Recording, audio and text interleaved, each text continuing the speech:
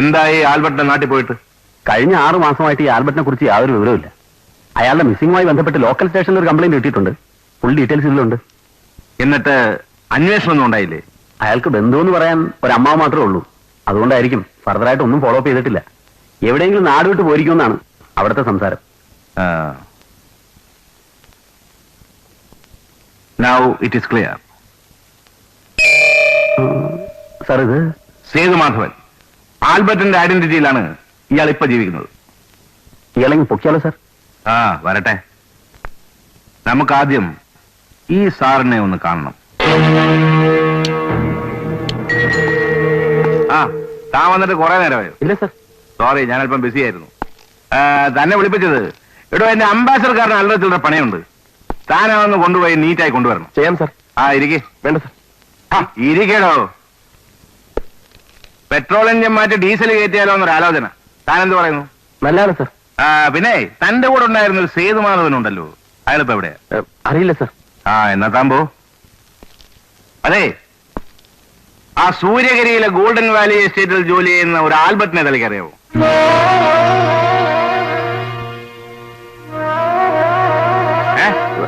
അറിയില്ല സാർ. ശരി ശരി.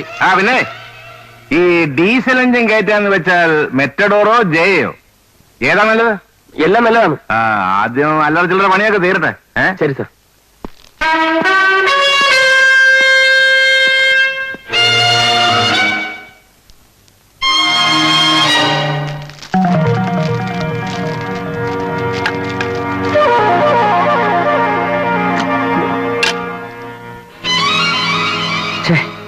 നിന്നെ വിളിച്ച ആളിങ്ങനെയെല്ലാം ചോദിച്ചെന്തിനാ എനിക്ക് മനസ്സിലാവാത്തത്? ഐസക് ഒരു കുറുക്കനാ. എന്തിനുള്ള ഭാവമാണെന്ന് ആർക്കറിയാം?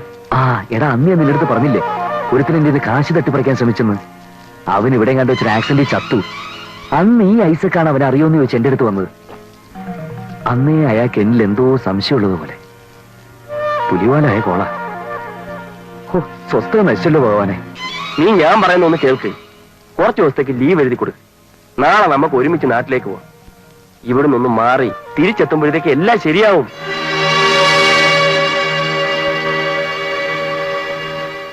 എന്താ ആൽബർട്ടി പറയുന്നത്?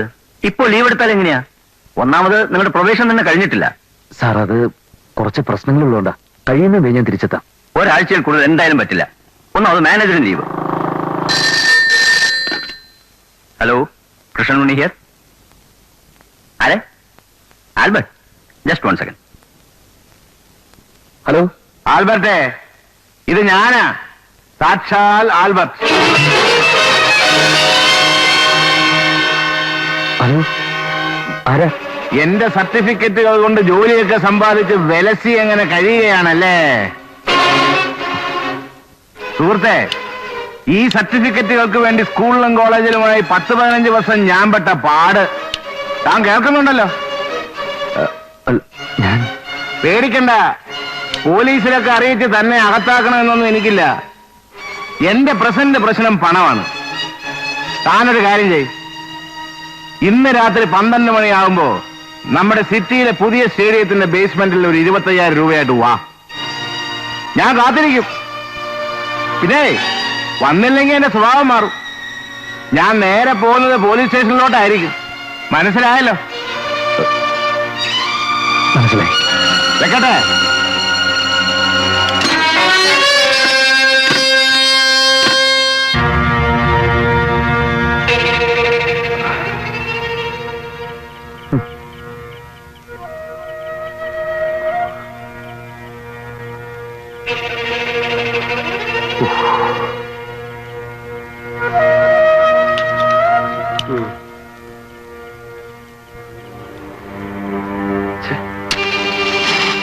എടാ, ആളിനെ കാണുന്നില്ലല്ലോ. മണി 12 കഴിഞ്ഞു. കൃത്യം 12 മണിക്ക് വരുമെന്നല്ലേ പറഞ്ഞത്? എടാ, നമുക്ക് കുറച്ചുകൂടി വെയിറ്റ് ചെയ്യാം. എന്തായാലും കണ്ടല്ലേ പറ്റൂ.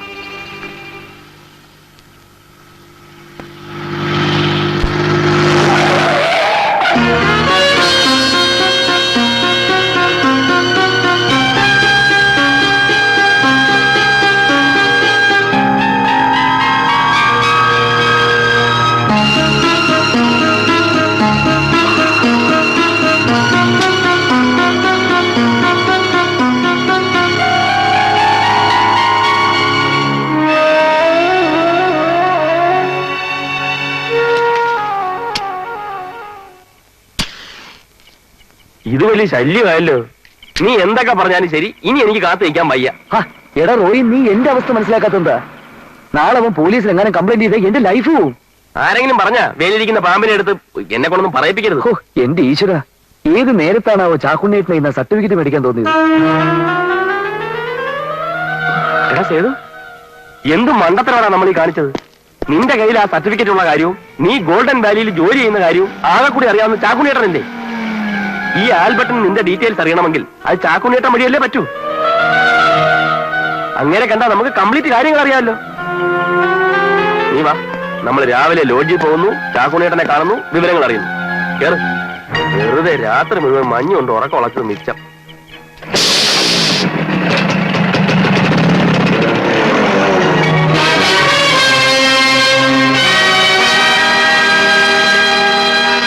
കയ്യേന്ന് വിടാൻ കയ്യേന്ന് വിടാൻ എനിക്കൊന്നും അറിയില്ലെന്ന്. ചാക്കുണ്ണേട്ടൻ ഞങ്ങൾ പറയുന്നൊന്ന് കേക്ക്. വേണ്ട, എനിക്കൊരു കുന്തവും കേക്കണ്ട. അവൻ പിന്നെ ഇങ്ങോട്ട് വന്നിട്ടുമില്ല, ഞാനൊന്നും അങ്ങോട്ട് പറഞ്ഞതും ഇല്ല. പിന്നെ ആരാതിന് ഫോൺ ചെയ്തത്? ആ, അവന്റെ ഡൂപ്പനായിരിക്കും. ഇത് കൊള്ളാമല്ല, ഒരു ഉപകാരം ചെയ്തതിന് എന്നെ ശിക്ഷിക്കാണ്. അതെങ്ങനെയാ ചാക്കുണ്ണേട്ട? സർട്ടിഫിക്കറ്റിന്റെ കാര്യവും ഞാൻ സൂര്യഗിരിയിലാണെന്നുള്ള വിവരവും ചാക്കുണ്ണേട്ടൻ പറയാതെ അവൻ എങ്ങനെ അറിയാനാ? എന്റെ പൊന്നു സതു, ഞാൻ പറഞ്ഞില്ല എന്ന്. വിട്, നമുക്ക് വർക്ക്ഷോപ്പിലേക്ക് പോവാം. ഏതായാലും പറഞ്ഞ സമയത്താ വന്നില്ലല്ലോ, ഇനി വരുന്നിടത്ത് വെച്ച് കാണാം. വാ. ഒരു കര പറ്റിപ്പോയി എന്ന് കരുതിയതാണ്. അപ്പതേ വീണ്ടും വരണം വഞ്ചിയും വലയമായിട്ട്. ഏത് നേരത്താണ് ഈ കുരിശിന്റെ ഒക്കെ മുഖം ഞാൻ കണ്ടത്? എന്റെ ഈശോയെ,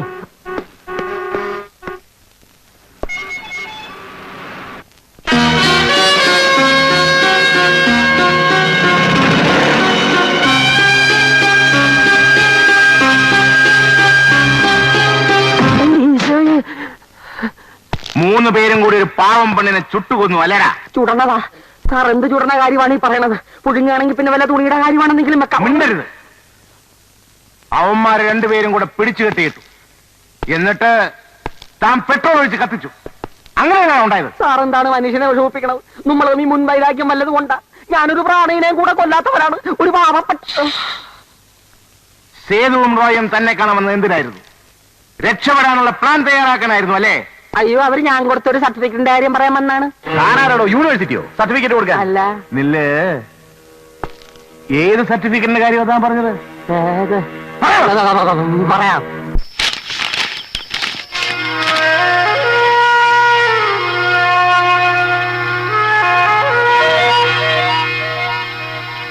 കെ ആൽബർട്ട് അലക്സ്.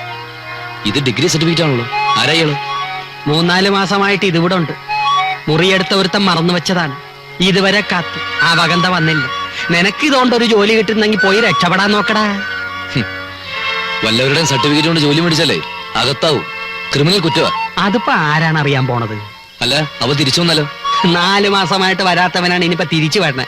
അവൻ വല്ല കള്ളക്കടത്തിലോ രാഷ്ട്രീയത്തിലോ സിനിമയിലോ ചേർന്ന് കാണും. അതിന് സർട്ടിഫിക്കറ്റ് ഒന്നും വേണ്ടല്ല.